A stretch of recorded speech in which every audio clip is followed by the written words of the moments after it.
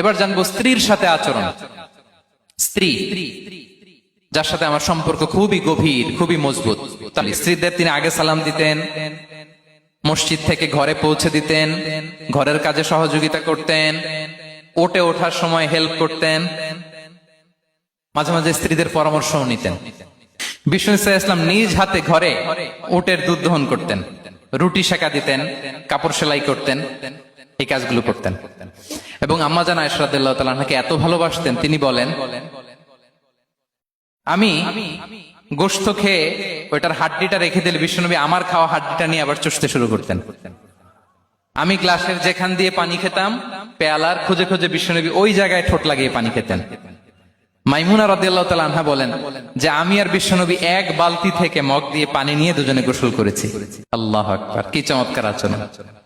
এবং স্ত্রীদের নিয়ে তিনি সফর করতে বেরোতেন।